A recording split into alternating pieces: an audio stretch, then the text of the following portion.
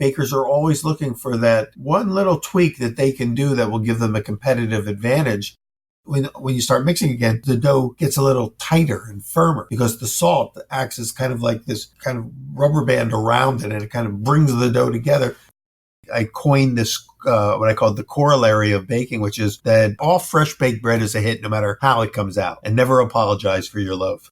They want to know what great is. They want to know what excellence is. The Culinary Libertarian Podcast, episode 51. Welcome to the Culinary Libertarian Podcast, where the philosophy is free, but the food is on you.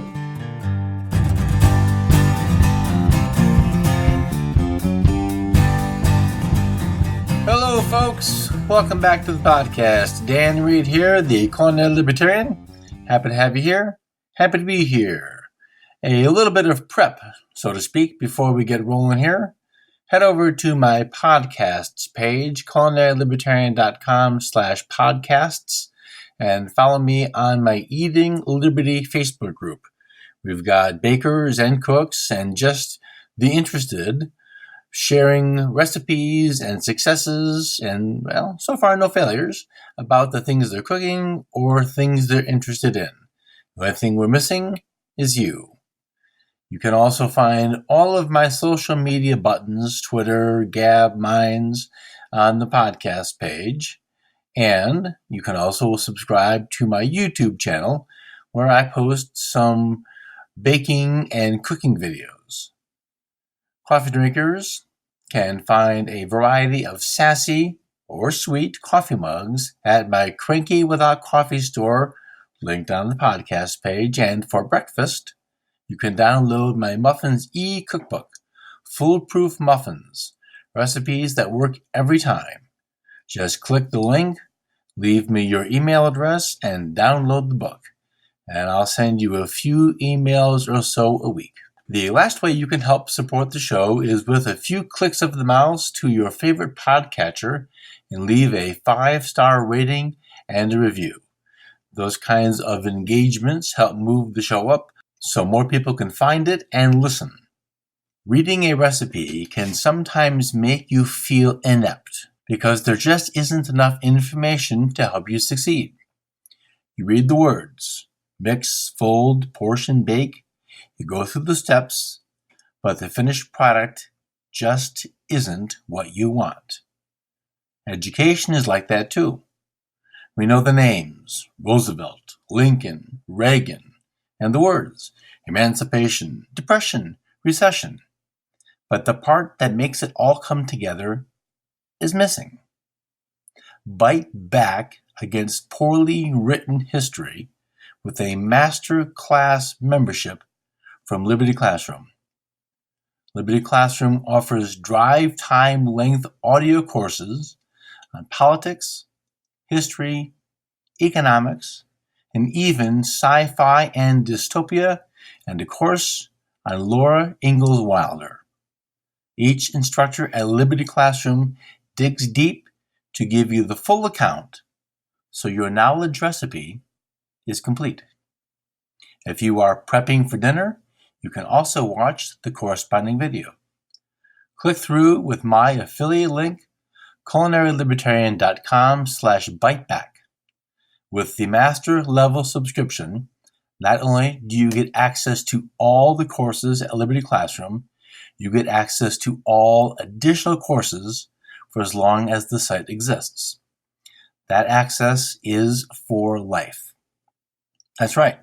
The master level is a lifetime membership which grows as more content is added. That means access to recommended reading and resources to accompany the courses, Liberty Classroom question and answer forums where you can get your questions answered by the faculty, monthly live sessions where the faculty answer your questions and discuss issues with you in real time, and there's a special bonus, the 435 audio and video lessons on government and history created by Tom Woods for the Ron Paul curriculum. Purchased separately, that costs $250, but it's a bonus for the master level membership. As an additional bonus, When you subscribe at the master class level, email me a copy of your receipt and I'll schedule a 1-hour Skype call with you so we can talk about cooking or baking. And I'll also send you a link so you can download my cookbook with over 75 recipes for hearty fall dishes, which are perfect for any time of the year, and a link to an ebook about herbs and spices. Use my link, culinarylibertarian.com/biteback, and bite back against the failed education from the state. My guest today is Peter Reinhart. Peter returns to the show to talk some baking basics. Peter was with us a few episodes ago to discuss his book, Perfect Pan Pizza. Today we're getting a bit more basic and finding out how to get success with some basic principles of baking and mixing. With the almost overwhelming amount of content online and in print, young in-skill bakers can be unsure how to proceed. We're going to try to sort that out. Welcome back, Peter. Thank you for joining me again on the Culinary Libertarian Podcast. Thank you, Dan. Good to be here. All right, so we spoke last. We talked a lot about your pizza book, and I still... And my observation then remains so that it's worth doing, but one of the biggest challenges is the time budget versus having a round piece of dough. Maybe you bought it from your grocery store and you turn it into a pizza pie, which the pizza pies are great. I think you've even got a book about pizza pies, but the Detroit pizza, it's worth the time to do it right. Well, I think so. It's not like you're standing there watching the dough rise. I mean, you can be doing other things if you just plan accordingly. And there are probably lots of shortcuts where you don't have to wait as long as I ask you to do. But you get what you pay for, so to speak. Well, it is amazing, and I use the Levan version, but that's still just more planning. But wow, today I want you're brave. Go ahead. I say you're brave to have done it without yeast. It's like flying without a safety net underneath. That's okay. The sourdough method, and you're using a natural levain like that is always going to make the best product possible. But it does require even more patience than the other method. Well, it does, yes. Patience is a thing that I think bakers have probably more than cooks. And that just comes with the nature of what it is that you're working with. I think it also depends on how much coffee you're drinking. I found this correlation between people who drink a lot of coffee and a lack of patience. For some reason, the more revved up you are on caffeine, the more you want things to happen fast. Well, I think there's probably something to that. Maybe that's your next book. That's been my experience anyway. The coffee cooks or something anyway. So one of the things I wanted to talk about today was to get into just some more, well, I guess I'll call them basics. I don't want to make it sound diminutive by calling them basics, because the basics are the building blocks on which probably any skill, if you're a guitar player or a wood carver, there are some basic skills you need to have, and you're not going to be Jimmy Page or Angus Young until you learn some basic chords and some basic mixolydian and all that stuff. So, well, you just destroyed my Jimmy Page fantasy. I'm sorry. Work hard. All right. So let's talk about some basics in the benevolent sense that these are things that we're going to use on which we're going to build our baking skills. And I'm envisioning probably the target audience for a conversation like this mostly as anybody really who's interested in learning, but maybe the home baker who reads the recipe and says something about these words is not making the complete picture in my head. So we're going to find ways maybe we can help that. But let's talk first about flavor versus taste. What do you see as the difference, and how can we improve those? Yeah, well, for many people, the terms are fairly synonymous and interchangeable, but technically speaking, they're not.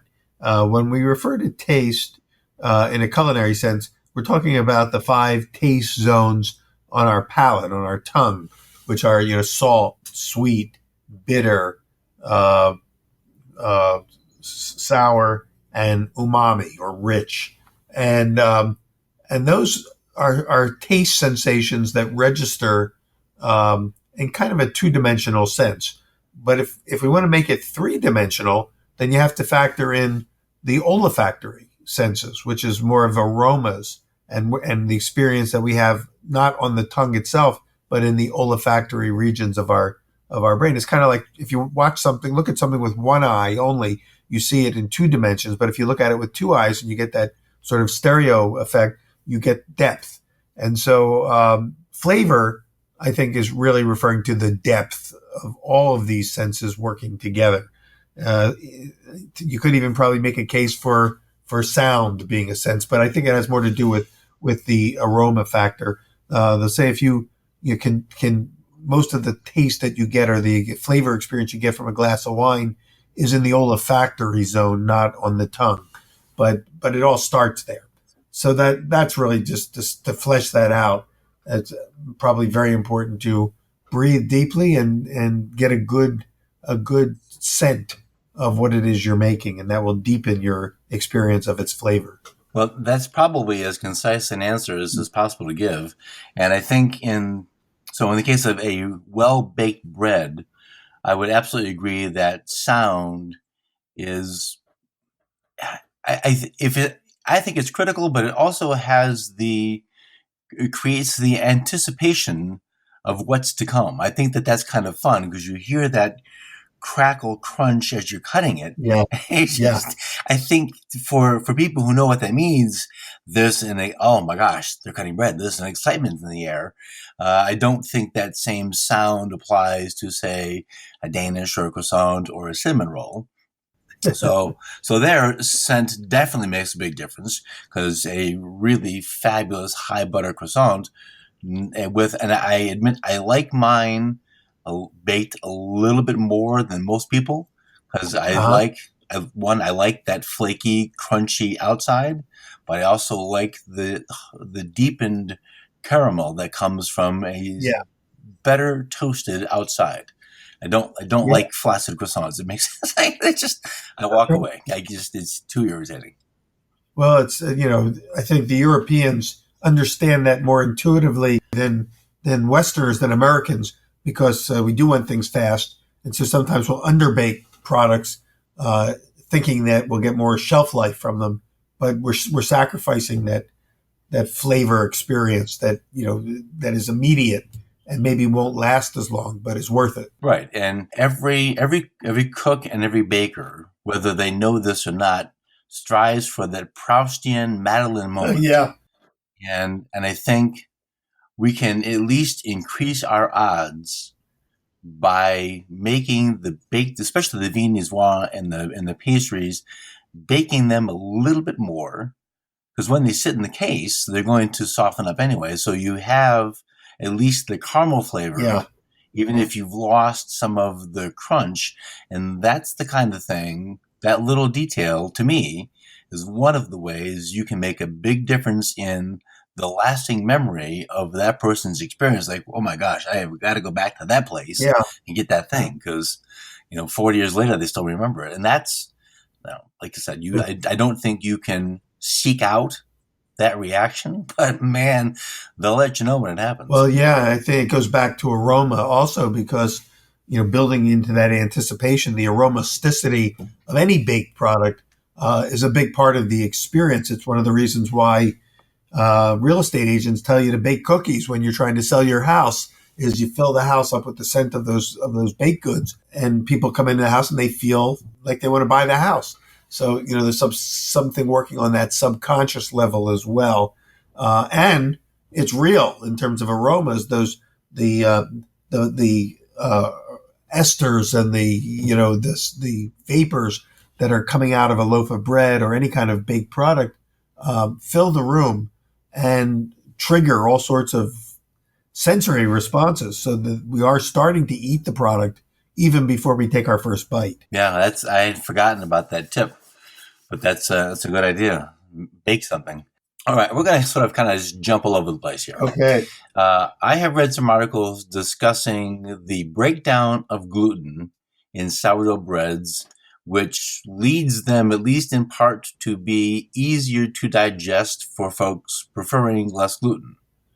Now, I'm not sure if you've been reading about that. Yeah, pretty hot theory right now. Yeah, and I think something, so let's throw a term out here, is phytic acid in sourdough. Can you talk about what's going on there? Phytic acid actually is nature's way of protecting a seed from predators. It not only has its own little bitterness and unpleasant flavor, but it also makes the nutritional aspects of whatever that seed is. It's like a barrier between your stomach or the predator's stomach, if it's an insect or a bird or something like that, and its ability to break down and absorb the nutrients. And so it exists on the surface of wheat berries or rye berries or grains of any type. And it's one of the reasons why whole wheat bread, when the flour is milled and turned into bread, if the bread is made by a pretty fast method, like yeast and quick rise and shape and bake again, you're not going to get the full value of nutrition that's inherent and possible within that whole wheat, because the phytic acid is fighting your own microbiome, your gut, and preventing your gut from absorbing that, and it ends up passing through your system, and it leaves the other end. During the digestive process, our body's working to try to break through all of those barriers to digestion by using enzymes and acids and all sorts of things to break it down. So phytic acid is a natural defense against that. There is an enzyme called, I think it's phytase, that will start to break that down. And actually, two ways that you can eliminate it or reduce the amount of phytic acid in wheat, as our main example, is long fermentation, because then the natural enzymes that are working during the fermentation process start to break it down, and sprouting the grain.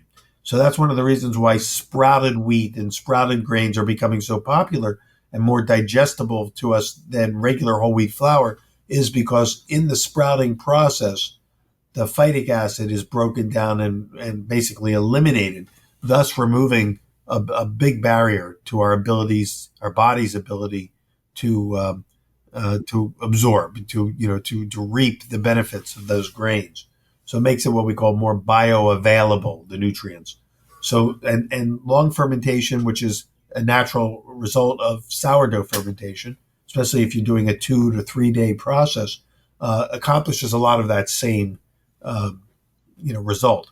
So that's one of the theories of why sourdough is maybe more tolerable by people with wheat sensitivities than regular bread, than what we call commercial bread made with yeast.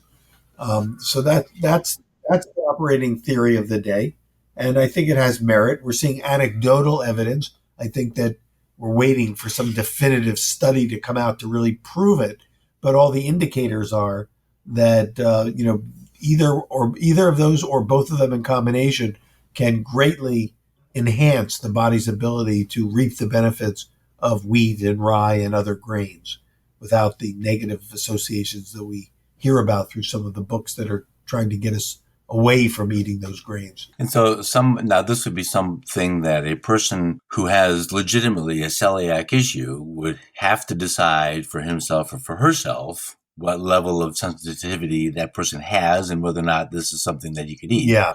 That's not, no other person can make that decision.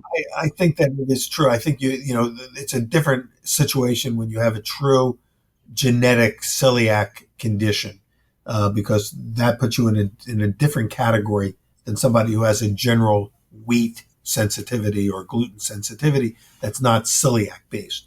And yeah, the degree of sensitivity will also, there are celiacs who can eat a certain amount of wheat because their degree of sensitivity has not gone to the hyper sensitive level.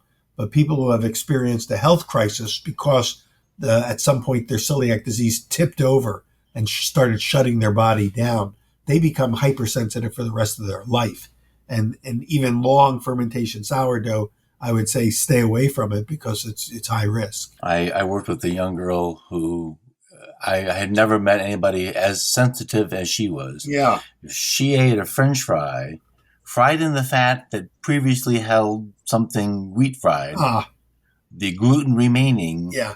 in the fat on the fry would be enough to, well, we won't get into the gory details, Yeah. but it was not a good response. No. And that And was, there are people at that level. I haven't had a similar friend who was so sensitive that one time a chef did everything, to try to please her and keep her safe, did everything right. And at the end, to try to enhance the flavor, splashed a little malt vinegar on her potatoes. And oops. and barley, which is where this malt comes from, has the lowest amount of gluten of any grain, but it has gluten. And that little splash was just enough to send her to the hospital. That's, Yeah. So I'm always thinking in terms of people at that level when I caution people that, even the positive signs, still all bets are off if you got celiac disease. But yeah. celiac disease only affects about 1.3% of the world's population, whereas gluten sensitivity is closer to about 5%. So that means there's like 3.5% other people that can possibly benefit from these discoveries and the evidence of long fermentation or sprouted grain doughs. So, there's hope for those folks who've been kind of avoiding wheat. Plus, the breads taste better. Oh, no doubt. Absolutely. That is absolutely true. A couple of years ago, I worked with a young apprentice who was brought over to the U.S. to help a bakery start. And he was quite skilled in croissant making, but also because the French system is different, he was a young person in years, but he had a lot of experience. And one of the things that I've never seen before was a mixing method I found very interesting, which is completely contrary to everything we as Americans are taught about mixing. So we would say, put all the water, then all of the dry ingredients, mix your dough, slow, mix your dough fast, take it out, ferment, brew, ferment, all that stuff. For nearly everything he did, except the enriched doughs, he held back 10% of the water to be added at the end of the mixing. Uh-huh. So water first, then flour, yeast, salt, mix 4 minutes slow, 4 minutes fast, then add that 10% of water back on slow speed because, you're going to wear it. But now we had a language barrier and we spoke with, we could get along fine with this and that. But when it came to serious stuff, we were all thumbs on Google Translate. So the nuances of a really complicated conversation simply didn't get to happen. Right. But my observation was that by doing the little bit of water at the end, it really, really worked that gluten in a way that just mixing for 5 more minutes would have made it too hot. And we got just the most amazing crumb out of our baguettes. And I wanted to just ask you if you've seen that, if you use it, or what your experience with it is. Yeah, there are a lot of artists and bakers who do use that technique. They hold back some of the water. They do it with the very wet doughs like ciabatta dough, especially because they like the idea of letting that dough develop and giving the gluten a head start. The gliadin and the gluten do need time to bond and form up. And probably by not overhydrating it at the beginning, it's possible that it's creating a stronger bond at the beginning. And then when they add the additional water at the end, it kind of acts almost like a lubricant, and the gluten is already prepared and ready for it, and then it just kind of allows it to absorb and stretch. I haven't done my own tests on that, side by side. I mean, in theory, it all makes sense, and the results speak for themselves.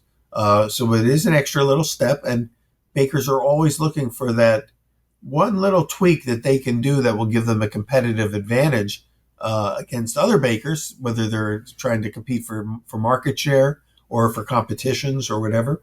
And that's a very viable, classic technique, actually. Well, I was interested by it, but as you say, the results speak for themselves. The baguettes were just a straight mix, and would not have produced that same result. and we weren't using any levain. It was always just, the water and the flour fresh that day. But that little tweak, man, it just was an astonishing difference. And we played with, so I'm going to use another term here, amylase.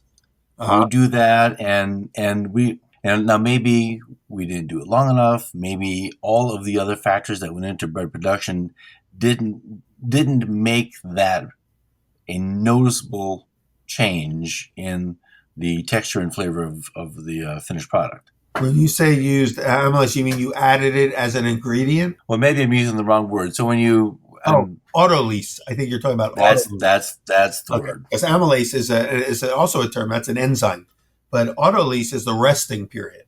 And yes, that's the one. Again, another very popular artisan technique, and the reason that it's effective and the reason that people like it is that it does reduce the amount of mixing time, which means that you're also reducing the amount of oxidation that takes place in your dough. Because when you're mixing a dough, you're whipping oxygen into it. And oxidation can essentially and very subtly bleach out some of the flavor that's part of the beta carotene pigments in the flour. And it's a very pleasant flavor and aroma, both. So basically, longer mixing will bleach your flour. And by reducing the mixing time, you retain that flavor. So what the autolyse does is you mix the dough with just the flour and the water. You can add the yeast if you want, or you can wait until a 20-minute or so resting period. By then, the flour has absorbed fully all that water, and the gliadin and glutenin have found each other and are bonded, and they're ready to be kind of organized in the final mix. And then you can add in your final ingredients. You can add your salt, and by holding back on the salt before the autolyse, the flour hydrates more quickly and deeply, because salt kind of slows that hydration down. Then you put everything in, and the first thing you notice when you start mixing again is the dough gets a little tighter and firmer, because the salt acts as kind of like this kind of rubber band around it, and it kind of brings the dough together and tightens it up, which is a good thing. And then you can add your additional water, adjust it as needed till you get the dough exactly where you want it.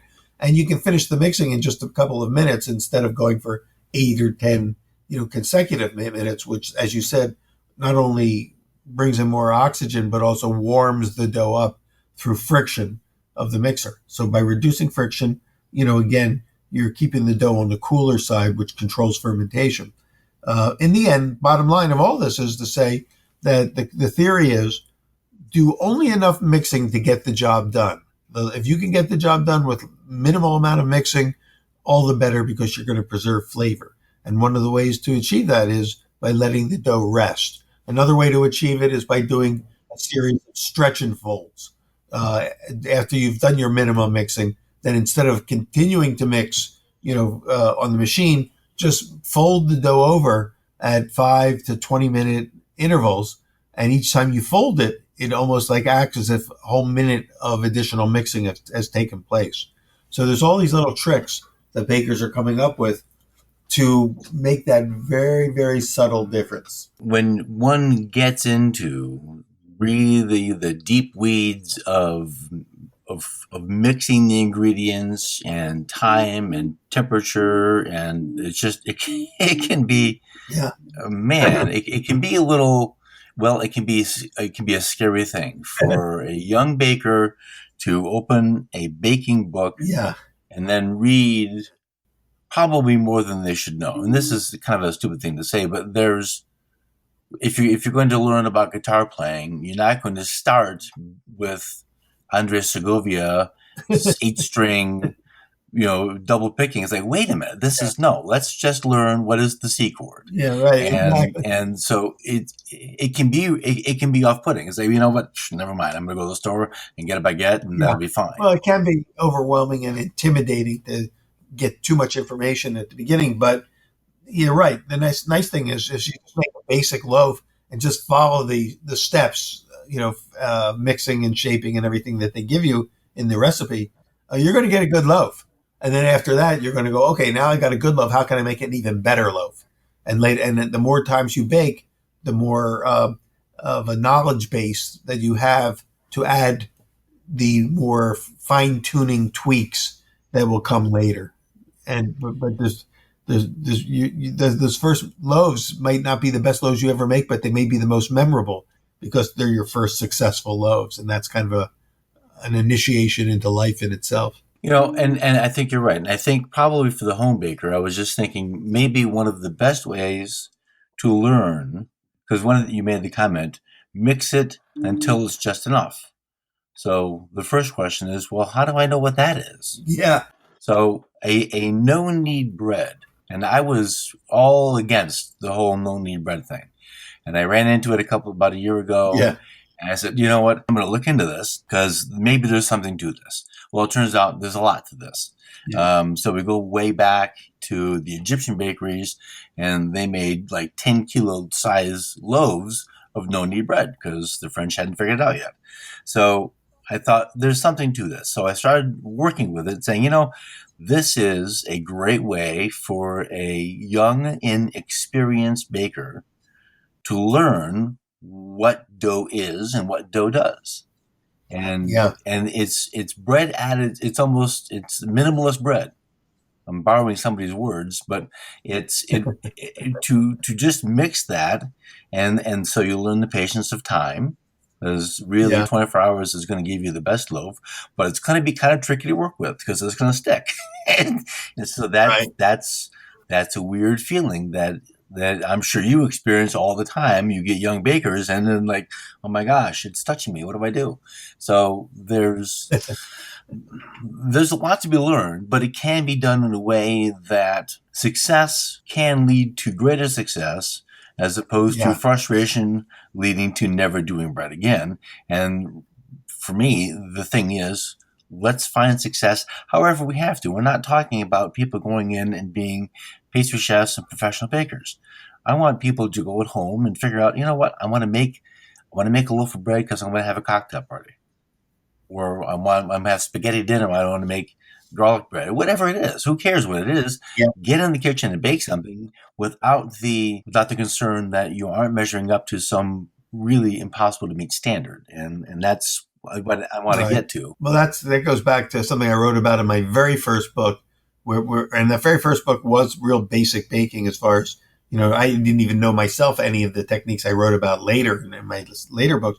It was just, mix for 3 minutes and then mix for another 4 minutes on speed 2 and, rise, shake, rise again and bake. And I came to the conclusion after having some good breads and not so good breads and serving them to people that people loved them. Even the not so good ones, they still loved them because they were fresh out of the oven and they were home baked. And so I coined this, what I call the corollary of baking, which is that, all bread is a hit, no matter how. All fresh baked bread is a hit, no matter how it comes out.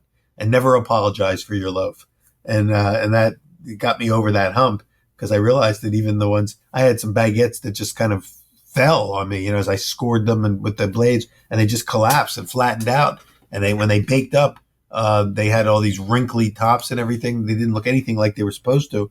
But I sliced them up and put them in bread baskets, and I was serving 30 people. I was a cook in a seminary, and I put that bread out, and people were coming up to me afterwards going, that was the most amazing bread I've ever had. How did you get that really cool design in the top of the loaves? Here's practice. Because they didn't know that they were failures. They thought I did it intentionally. Right. Well, and I think one of the things that you would agree with is the bread made from hands with love has to be good regardless of its aesthetics. Yeah.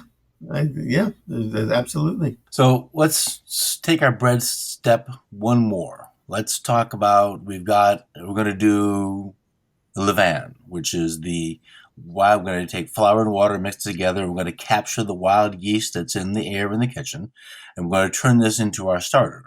So at some point, no matter what we're going to call the starter, a chef, a poulish, a biga, at some point, the yeast has given up the ghost and we've reached entropy. Now, what can we do with this thing? And how do we know when the levain has stopped functioning and is just this it's this blob. What do we do with it if it looks like it's too old? Well, usually, if you've had it and have been keeping it in the refrigerator, and let's say you had a nice starter and you haven't used it for a while, and you return to it a month later, and it's probably separated. There's a little grayish liquid floating on top, which when you smell it, it smells a little bit like apple cider vinegar. Knock your socks off. Yeah, and basically what that is alcohol. It's grain alcohol from the grain. The gold miners used to call it hooch because they would trade that with the Hoochin Indians in Alaska for food and furs and things like that because it was pure alcohol and it would knock your socks off. But the point being that the yeast and the bacteria that were the leavening agents and the flavoring agents of that starter have not died off completely. They've just gone dormant. But the acids that they created, because the bacteria, the lactic bacteria creates lots of lactic acid and acetic acid. And so it kind of destroys the structural integrity of the dough. The wheat has no more gluten left in it. It feels almost like putty, when you can pull it apart. So it seems like it's not going to be any good. But the fact is that there's still a whole colony of great organisms alive and just, waiting to be brought back to life. So what you do is you take a small amount of that. Like we'll use a ratio of 1-4. So you take 1/4 of that starter, and I'll start with just 1 ounce, and I'll dig in the center of that little putty pile that we just, have, and get 1 ounce of that and put it in a bowl, and then put 4 ounces of fresh bread flour, of new bread flour. So it's 4-1. And then I'll put in just enough water, which typically is about 3 ounces, about 75% of the new flour, about enough water to be able to make a little piece of bread dough out of that. And if you kind of knead that with a spoon or by hand or whatever for a few minutes, you'll have a piece of dough that weighs approximately 8 ounces, about a half a pound of dough. And that's your new refreshed starter. Don't throw away your old starter because it's kind of like your little insurance policy. But if you put that new starter that you made in a clean bowl, cover it and let it sit for anywhere from 6 to 12 hours, that little 1 ounce piece of old starter will act as a seed, and it will awaken and inoculate the new flour, and you'll have an 8 ounce piece of starter. Now you can build that into a much larger piece of starter by doing the same ratios. After that new starter has doubled in size, you can use it to make larger starters. Or if you wanted this larger starter to begin with, take 3 ounces of old starter and multiply that by 3. So then you would use by 4. I'm sorry. So that would be 12 ounces of flour and about 8 ounces or 9 ounces of water. And all of a sudden you've got almost a pound and a half, of starter.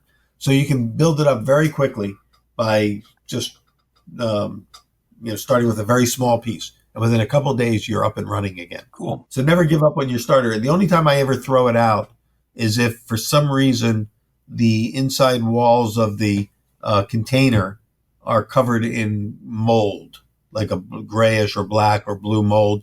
That usually means that the side walls of your container were not cleaned enough. They got a little smear of dough on there, but not enough of the natural organisms in that dough to fend off the invading organisms that form mold. So a new kind of bacteria or fungus got a hold of that starter and ruined it. And that can happen. So that's why I always advise, if you're going to put your starter away and not use it for a while, put it in a clean container. Make sure you clean the sidewalls of your container and let it sit there, because it will protect itself as it goes dormant. Cool. Let's talk about a little bit of different ingredients. You're a fan of instant yeast, and you recommend it in all your books. And so I've been doing that. When I worked with that French guy in New Jersey, because New Jersey commercially has available the fresh yeast, that's what we used. Now, fresh yeast, having lived in Florida, go to a grocery store in Florida and they don't know what you're talking about, because it's just too hot always. In New Jersey, I could find it. Here in Oregon, I can find it. And in some part of the dairy coolers, and it's the little teeny silver Fleshman fresh yeast packets, and they work great. Yeah. But if you don't use them rapidly, they dry out and they go moldy, or something else happens to them. Yeah. So you've wasted money. So because I know how to use it, I enjoy fresh yeast when I can. What is to you the advantage of instant yeast over active dry yeast? Well, so now we're really talking about three types of yeast. There's the fresh yeast, which is, like you said, it's moist. It's about 80% moisture and then about 20% carbohydrate and microscopic yeast cells. And that's what bakers use. Professional bakers like to use it because they just love the feel of it and the smell of it. And it's very reliable when it's fresh. But it only has about the 2 to 3 week shelf life before it kind of exhausts itself, because it is so moist that even in the refrigerator, the yeast doesn't go totally to sleep. It continues to work and eats up all the nutrients that are in that cake that it was in. So it eventually becomes not only less potent, but also it kind of becomes mealy and putty-like. So you have to get rid of it. So you want to use it within the first week to 2 weeks of when you get it.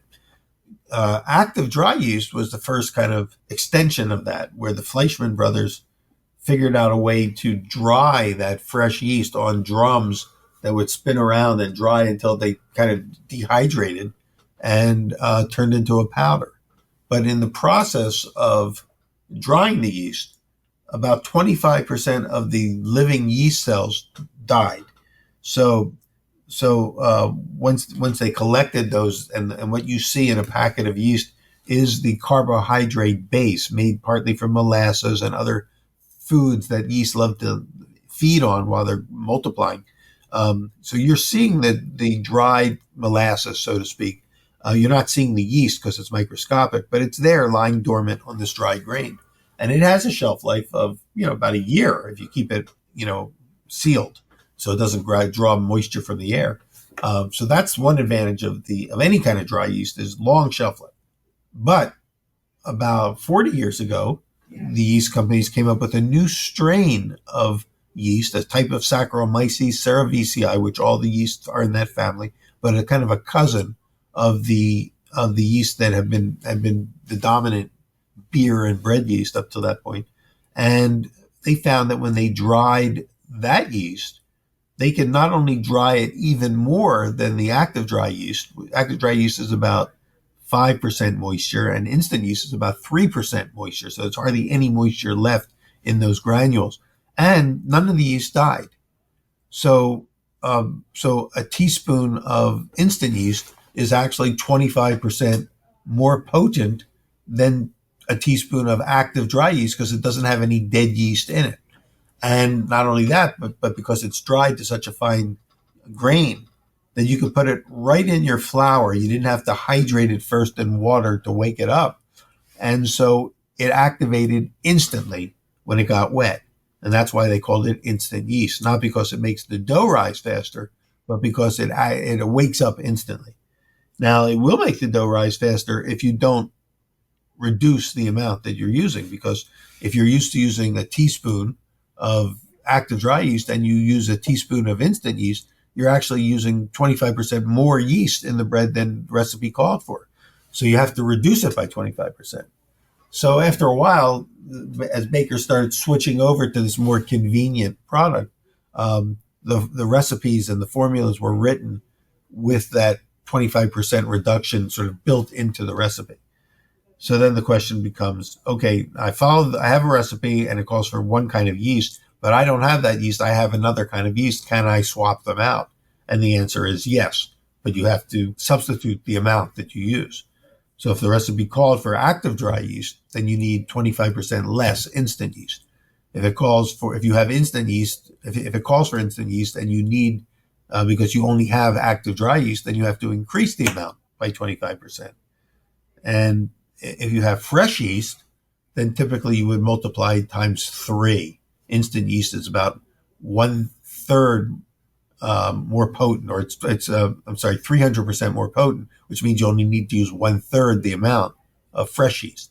So all these yeasts are interchangeable, and there are written formulas. You can just go to the web and say a yeast substitution, and it will give you the chart, and it'll say something, how to multiply, the amount if you're using a different kind of yeast. It's a pretty basic formulation, but yeah, they're all interchangeable. There is actually a website called the Yeast Converter, and it will calculate to, I don't know how many because I only do 2, but you can change teaspoons, tablespoons, cups, grams, ounces of one to the other. Now it's a little clunky to use, but it's very effective. It's just like, man, this is a great thing because I'm doing this all the time. A lot of my recipes are written in fresh yeast. I'm like, well, all right, now how many grams of instant yeast do I need? So I'm not bothering this math. I'm just gonna go let the computer do it. Amazing how these websites and the internet has almost made it unnecessary to have cookbooks anymore, or to have these books, because all the calculations are done for you. You don't even need to have a calculator anymore. You can just go there and say, when you put in the converter the number that it called for, and then and they say, now how much do I need of this other kind, and it just calculates it right there for you. I still like to know how to do it, so I like kind of running it on my little pocket calculator. Sure, and it's a good skill to have in case for whatever reason the computer's not there. That's true. Well, let me just say one final statement. The basic formula is real simple. 33% instant yeast equals 50% active dry yeast equals 100% fresh yeast. Okay, well that's pretty simple. So that's your basic formula. Yeah. And for any amount that someone's going to be making at home, whatever calculation error we've got isn't going to make a big difference. Right. You're mixing 100 pounds of flour, you may want to get a little bit more precise. Correct. Okay, but let's talk for a minute about bakers who don't yet know they're bakers. So people who like to do it, but they just think that this is something they enjoy. Who knows what they think? What can you recommend to get them started into some success and some reinforcing activities? Maybe biscuits, muffins. I don't know how do we lead the young, inexperienced bakers to greater successes? Yeah, good question. Well, the first thing I would suggest is, if anybody has an interest and a passion for baking and would like to maybe take it deeper, to consider joining the Bread Bakers Guild of America, bbga.org. The best single resource for professional or serious home bakers, probably in the world.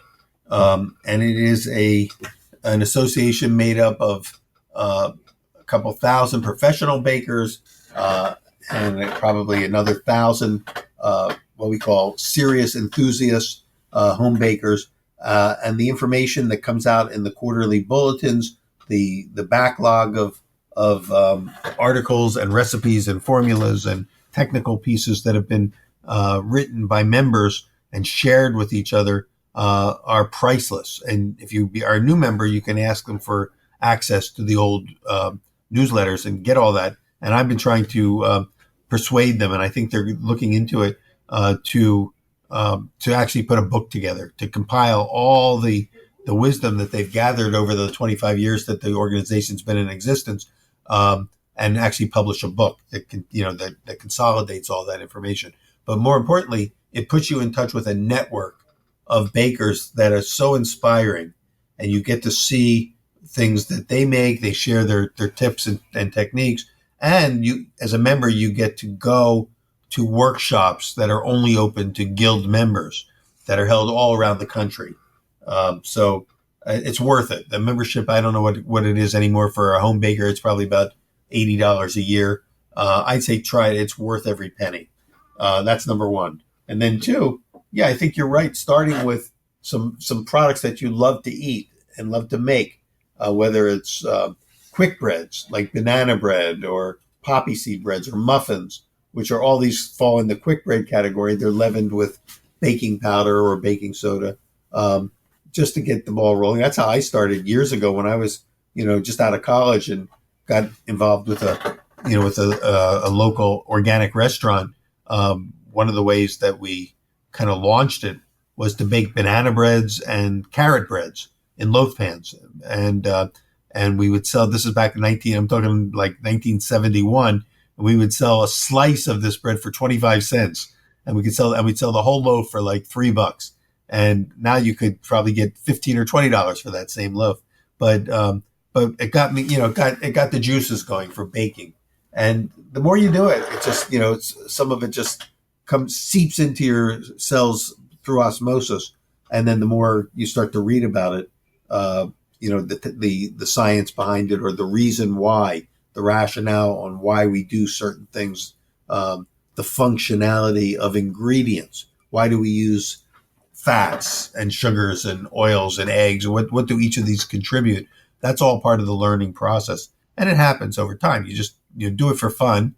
Don't worry about necessarily becoming a student of it until you get, inspired to do so. And then there's lots of material, whether it's from the Guild or from the wonderful cookbooks that are out there, and websites now that will fill you with information and the science behind it, the rationale behind it. And if you get so deep into it, then eventually you'll go, hey, yeah, I want to get one of those modernist bread collections, that cost $600. I mean, there are people that now are, not even professional bakers, but they want to have the whole set because they're so into bread that whether they do it professionally or not, they just want to know everything there is to know about bread. So that, there's degrees of the learning curve, but the learning curve actually happens pretty fast by just making the products. And then, asking, why are these ingredients working to create this kind of a product? In the end, what a bread really is, when you think about it, is it's just a solid foam.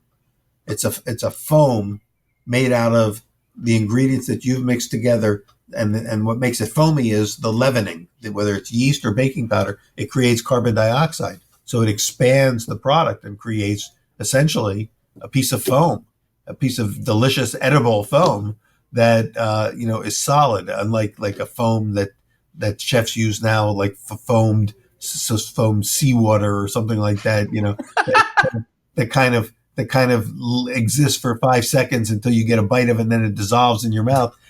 This is a solid foam that tastes better the more you chew it. But think of it, and then work it back from there. You've created a solid, delicious piece of foam. How did that happen? What's the magic behind it? And it can open up a whole world of interest for you. While your scientific evaluation may be spot on, no articulation possible will make foam sound appealing. I know, but I kind of, when I got that idea by talking to the folks that have done the modernist cookbooks, and and they got on the landscape. I mean, molecular gastronomy kind of burst on the scene, and I think foams were the leading edge because it was such a unique idea that you could have this ephemeral little flavor burst that would then disappear. And so I was talking with them about breads, and they're saying, yeah, when you think about it, bread is just a foam also. It's just more solid. It's a solid foam. And I thought, that's true. And if you start from that premise, then it starts a whole line of questioning, like, why does a foam taste, and how can a foam taste this good and linger in, on your palate and in your olfactory system for hours after you eat it? That with every breath that you take, you re-experience the flavors of that one piece of foam that has dissolved into your, in your mouth and is now in your stomach, and yet you're still tasting it a couple hours later, and that's because of the fermentation. I'm talking about like sourdough breads now, where the flavors just linger in your olfactory system for a long, long time. It's pretty amazing. It is pretty amazing, and it's fun when that happens. Let's talk for a minute about procedure. Now, I mentioned that American bakers tend to, I think, probably put water in the bowl first, then add the flour. I've read cookbooks which have the reverse as the case. Muffins have very distinctly their own procedure. Do you find... Now, the adherence to the rules is one thing, but using adherence to the rules to the point of not following through and not making things, well, then that's a different issue. But is there a difference, do you find, between in muffins putting the wet on the dry or putting the dry on the wet?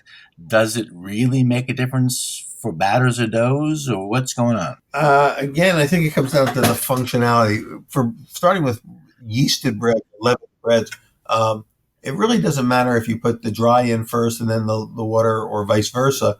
What matters is to have a system that you follow, each and every time, because that way you won't forget to put an ingredient in. So a lot of bakers like to put the liquid in first, so that none of the flour sticks to the bottom of your mixer. But it shouldn't stick to the bottom of your mixer anyway. And then what I'll do is sometimes I usually put my dry ingredients in first, because I like to kind of whisk them together and separate the salt and everything and get it buried in the dry ingredients. And then I put my water in, and I'll hold a little bit of water back to drizzle down the side of the bowl at the end to pick up any loose flour that didn't get picked up by the dough hook or the paddle. So that's in one sense, it doesn't matter which order you do it in, just as long as you have a system that you like, that works for you, that allows you to not forget to put the salt in, or to put the yeast in, or to put the baking powder in, or whatever you're making, follow the system. Then in terms of quick breads, because there are different mixing methods for quick breads, like muffins and biscuits and things like that. And it all depends on the ingredients that you're using. If you're using, for instance, a solid fat like butter or margarine or coconut shortening, or even shortening, we don't see too much of the use of Crisco anymore, because now we think it's basically killing us. But still, bakers still do use it. And so any kind of solid shortening, which is very functional fat, lard is another good functional fat, that we usually cream it with the sugar and some of the other dry ingredients to start to break it down and smooth it out to create an emulsion that kind of comes together when we add the eggs. Because typically with quick breads, there's going to be some eggs involved. And so the eggs have natural lecithin in the yolk, and they will emulsify any of the liquids, and the fats and the liquids will emulsify to create kind of a fluffy paste. So we call that the creaming method. We're creaming the fat with sugars and other dry ingredients, adding the eggs, and then only then do we add the dry ingredients very slowly with a paddle, to just mixing it long enough for the dry ingredients to disappear into this emulsion. That's with the creaming method. But then if you're using liquid oil, you can't really create that emulsion in the same way, because it's liquid. And so what you do is that you can get all your liquid ingredients together, and then just put dry ingredients in one big shot, and you can mix it together very quickly. So they rise differently, they taste differently, but they're both quick breads. So those are both methods. With biscuits, we have solid fat, and we cut them in, and we make little pieces of fat that adhere to pieces of the flour to create weak spots. And then eventually, when we add our liquid, it kind of brings together to make a coarse dough that, when it bakes, allows the biscuits to be tender, because the fat, as it melts, actually interferes with gluten development, which is why we call it shortening. Shortening means it shortens the gluten, and it makes the biscuits more tender and crumbly, which is what we like in a biscuit. We want that to happen, or a pie dough, which is another kind of biscuit dough. So all these things are really dependent on the functionality of your ingredients, and the mixing methods, follow the function of the, of what you're trying to achieve. So that's why there are so many ways of doing it, and it's not like there's a wrong way and a right way. There are wrong ways, but there are many ways sometimes to put a dough together. You mentioned the creaming method, and I'm of a particular group of bakers that insists muffins never need a mixing bowl. It's all by hand. There's no creaming involved. So even if it's butter, it's melted, and the sugar and the butter and the buttermilk all go together, and then just the wet onto the dry and fold it up. Well, if you're melting the butter, then you turn it into an oil. So then you go to the other method we described, which is called the blending method, which is as if you were using vegetable oil instead of melted butter. And that's where you take all your liquid and put them together, and then you get all your dry, put them together, and then combine them and mix them in a bowl. You're right. You don't need a mix. You don't need an electric mixer to do that. You can just do it with a spoon. Um, but that's because you've melted the butter. But if you want the butter to have a different function, which is to create an emulsion with the sugar and the eggs, then you would need to cream them. And the difference is the way the muffins rise. A muffin that's been made with the creaming method will have a more of a rounded dome and rise slightly higher um, overall than a muffin made with the creaming method, which tends to have a more volcanic type dome, and only the peak of the volcano gets kind of high, and the rest of the muffin kind of stays a little bit behind. And that's just a result of the mixing method that's being used. Both valid, by the way. There's no wrong way. They're both valid ways of making muffins. Well, it's the emotional commitment to one over the other. Yeah, right. And there's no shortage. When you find a technique that works for you and you love, then stick with it. There's no reason to to switch. If you find something that works, then you don't have to reinvent it unless you want to. I wrote a whole muffin e-cookbook about just that thing, and I admit it's totally emotional, but the creaming means it's a cake. Muffin has its own thing, but that's oh, there you go. That sounds like a whole philosophy of baking. I think that it is, and it isn't a right versus wrong as much as it's strictly opinion. Right. But it's a firmly. Are you a Platonist or an Aristotelian? Well, which is something we could explore the next time that we get together. Well, we'll have to do that because I'm gonna cut some questions off, but I want to ask this last one. Okay. And that is your thoughts on the future of bread, and in particular, I have a focus part of this question. There is a cottage industry that's just growing across the country, which is. If people don't know what a cottage industry means, it's that you go to your local farmer's market and you're buying bread made from Grandma Sally or Uncle Jim, or even in some cases, you can go to someone's house and the state's rules change, but you can buy pretzels or biscuits or muffins from them at their house. And do you see large commercial baking losing a step as we're getting a little bit more decentralized? And then this sounds like we're getting right back to Brother Juniper's making carrot loaf and other just loaf breads as a community. Yeah. Do you see this happening? Is this just I think it's a subculture, and it's a good thing to see these small little almost at-home bakeries that sell their breads at the farmer's market or off the back of a tailgate or something like that. It's a wonderful thing, and a lot of bakers, large bakeries today started that way. Whether it's Pepperidge Farm or a lot of the more recent bakeries, a lot of them started that way. And it's great for us to not lose the ability to bake bread ourselves and at home, and to pass that wisdom on and skill on to our next generations. 150 years ago, 80% of the bread in America was baked by home bakers. And then, as automation came in and industrialization, now, maybe, a couple percentage points of people bake at home. And it's a wonderful thing to see it coming back. And like a lot of crafts and beer making is an example, where there was consolidation, 100 years ago, and all these small craft breweries disappeared to 5 big breweries. Now the craft brewing movement is huge, and now everybody's making beer. And so we're seeing that with bread as well. It's a good thing. And then what will happen is that some of these cottage bakeries will grow into a larger bakery. And they might even grow large enough that at a certain point when people go, my God, I've been doing this for 20 years. I haven't made that much money. I'm worn out. I'm tired. But I have somebody who wants to buy this from me. I'm going to sell it, and I'll be able to actually get my life back. And sometimes it will get sold to, like what happened to La Brea Bakery, which was a small little bakery out of L.A. by Nancy Silverton. She sold it out of her restaurant. And now it's one of the largest bakeries in the world because it kept getting bought by bigger and bigger companies. And that's a dance that will never end.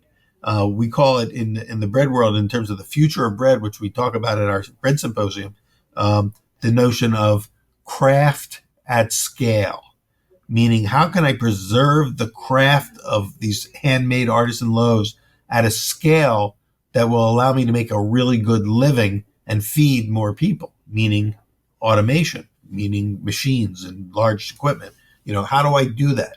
And a few years ago, it wasn't really possible. It was one or the other because the industry, the technology wasn't there to create a artisan quality loaf. But amazingly now, the technology is there, and there is some phenomenal artisan breads being produced in large scales.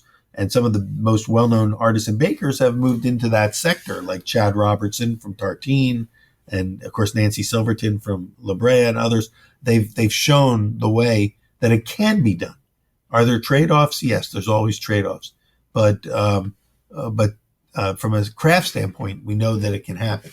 And I think that a lot of people get into it. They may start, in the idealism of doing it for fun and, pick up a few extra bucks at the farmer's market. But also at the back of their mind might be the hope that they could build an actual brick and mortar business out of this and make a living out of it and something that would support their family. And that's a hard thing to do because, you have to make a lot of loaves of bread to make serious money because the profit margin is just not that big on a loaf of bread. That's why a lot of bakeries survive, move into sandwiches because they're going to make a lot more money on sandwiches and coffee than they are on the loaf of bread. The Panera model, of which there's now thousands of Paneras, used the idea of bread as the symbol to draw people in. It was the hook, but that was never where they made their money. Panera always made their money on food and on coffee and on beverages, not on selling loaves of bread or muffins. But people would come in for those things. And so, this is the dance, and it's, and the balancing act between doing something for love and doing something, for livelihood. And it's part of life. It is a delicate balance. Yeah. Yeah. And there's always trade-offs. I mean, I know that when Panera started out about 20 some years ago, their dream was to be able to do highest quality artisan breads in a multi-location universe of Paneras. And I think they realized, somewhere along the line that was unrealistic. They could do good breads. They could do serviceable breads and decent muffins. And, but that's not sustainable because it's too hard to have quality control over that many units and places and everything, but that they could still control it enough to have good quality product, and that good was good enough. Whereas for an artisan baker who's got a single location, whose craft is at stake with every loaf that he or she makes, then, it has to be about the quality of each loaf, not about, how many people I can feed with these breads. But each loaf has to speak for itself. And hopefully I can make enough money to, come to work the next day as well. The artist in me hears the phrase "good is good enough," and it's a dagger to my heart. Yeah. And I used to write in my syllabus, and not That's that right. anybody read it. Do not settle for adequate. Adequate is failing. Who hears? Nobody remembers adequate. Yeah. And that's a whole other philosophy of pedagogical philosophy that is maybe for another episode. But we do need people to have that, to be have that position, that, to hold the fort at quality, because if we don't, then everything will just go to adequate because it becomes more practical to do it that way. But that's why the artisan community and the craft community is so important, is to keep those standards so that the next generation can know what great is. Instead of just knowing what good is, they want to know what great is. They want to know what excellence is. And there have to be some people that are committed to continuing to make that excellence, even if they can't make the same kind of money that they could make by going to multi-units. Right. And again, so we're back to the delicate balance. Yeah. And it's a dance that will never end. It's cool to be in the dance. Yeah. I'm encroaching on some of your time here. So one last thing. Do you have any recommendations of books? So Christmas is coming. It really is, folks. I'm sorry to tell you. It's going to be here faster than you think. Right. So obviously you may recommend your own, but if there's some other books that you say, wow, this is really a great resource for building skills and building success for young, inexperienced bakers. There's a new sourdough book. It's not that new anymore. It's been out a year or so, by Sarah Owens, who's a home baker who's just decided to tackle and master the art and craft of sourdough bread baking. So for people who want to get into sourdough, that's a wonderful book. It's just called Sourdough, and the author's name is Sarah Owens. We had her speak at our most recent bread symposium, and she's very accessible. So I think that's a good tool. I've been putting a lot of my attention lately in the pizza world. So my new book is called Perfect Pan Pizzas, in which we talk about, how to make pizzas that do take a few hours and, to make in a pan, but the recipes are fun and simple, and the dough is not hard to make, and it will teach you how to handle wet, sticky dough without getting it all over your clothes and not be able to get it off your hands. And it's a fun book, and the pictures are great and the recipes are great. So of course I'd love for people to take a look at that. And for bread baking in general, going back a ways, my own book, Bread Baker's Apprentice, the 15th anniversary edition, it came out a couple of years ago, which it just basically builds on the early version that won all sorts of awards back in about 17 years ago. But then Jeffrey Hamelman's book called Bread, I think it's called Bread, a Baker's Journal, something like that, is a good book for people that want to move into the more advanced techniques. Also Flour, Water, Salt, Yeast by Ken Burkish. And is a terrific book. All those, and those are just among the dozens and dozens of great bread books that are out there, and baking books, and they've been out for a while. They're not new. I think all those, though, are worth having. If you're going to get into baking, those are all worth having in your bread library. And if you get into pizza making, then Tony Gemignani's book, The Pizza Bible, is worth having. Ken Forkish also wrote a terrific pizza book called The Elements of Pizza or something? So there's more and more pizza books coming out these days, because not only are people eating a lot of pizza, but now people want to make pizza. And so we're seeing kind of a resurgence of great pizza making books, which, remember, pizza is just bread with something on it. So it keeps us in the bread category, but it tells you what else you can do with that bread, and people never get tired of pizza. No. So those are the ones I'm aware of right now that I would suggest people look into. I will put a link. Today's show notes will be culinarylibertarian.com/51. And I'll put a link to our recent conversation about your Perfect Pan Pizza book. And, good. And, it's just in case they want to hear it and talk, get the details about it. And I still remain a huge fan of the Bread Baker's Apprentice. The binding is nearly shot. So thank you. That's a great compliment there. It's very well used. That's for sure. All right. Well, thank you so much for your time. I know I've gone over what you said was your limit, so I want to be respectful of that. But thank you so much for making time for me today. I really do appreciate it. Well, thank you, and thank everyone for listening in too. And if you want to stay in touch with me, are you going to give them a link to me, Dan? Absolutely. Go ahead. Tell us how to get a hold of you. I will also put a link on the page. Write to me at peter@pizzaquest.com. Pizza Quest is one word. And that also will get to me. That's in my email box, but then you can also check out my Pizza Quest website by just going to pizzaquest.com. That's the easiest way to reach me. If you have any questions, I'm happy to follow up. Awesome. Well, thanks again. I really appreciate it. Have a fabulous rest of the week, and we'll talk again soon. Thank you. You too. Take care. Bye-bye. Bye-bye. Okay, folks, that's going to do it. I'll put a link on today's show notes page, culinarylibertarian.com/51, to the Amazon page featuring Peter's cookbooks.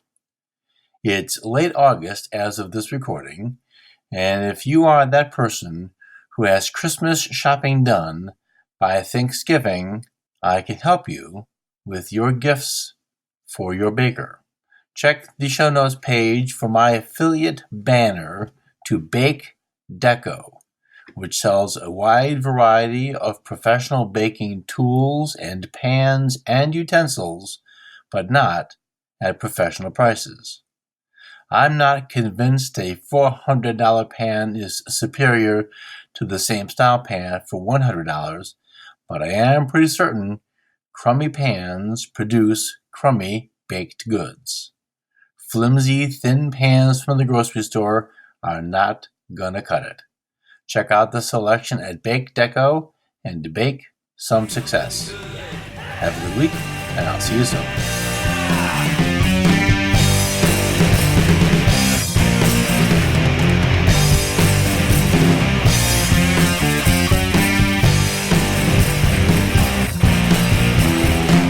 Music for the Culinary Libertarian podcast is provided by Matthew Bankert at mattbankert.com.